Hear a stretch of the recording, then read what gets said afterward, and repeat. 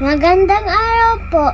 Ako si Graham Jacob at ipapakita ko ang 5 paraan ng pangangalaga sa kalusugan ng aming pamilya.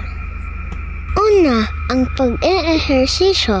Araw-araw ako ay naglalaro at tumatakbo. Sa video ay ginagamit ko ang bike para sa ehersisyo at makipaglaro sa aking mga kaibigan.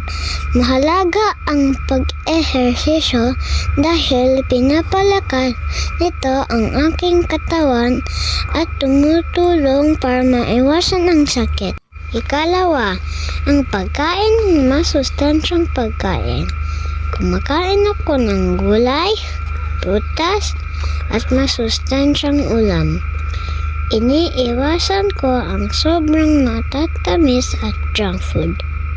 Mahalaga ito dahil nagbibigay ito ng lakas, bitamina, at sustansya para sa aking katawan.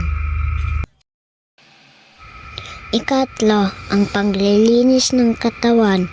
Naliligo ako araw-araw at naghuhugas ng kamay bago at pagkatapos kumain. Nagsisipilyo rin ako ng ngipin araw-araw.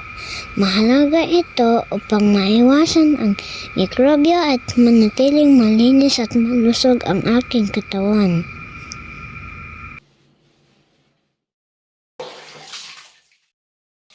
Ikaapat, ang paglalambing sa pamilya. Nagyayakapan kami, nagbibigay ng halik at nagkukulitan.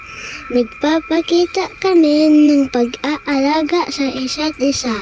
Mahalaga ito dahil napapasaya nito ang aming puso at pinapatibay ang samahan ng aming pamilya. Ikalima, ang pagtulog ng maaga.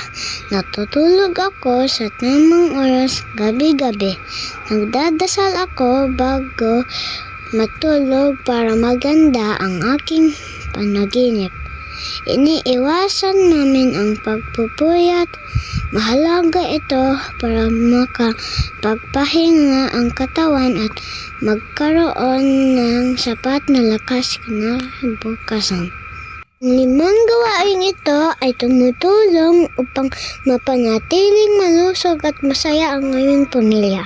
Maraming salamat po sa panonood.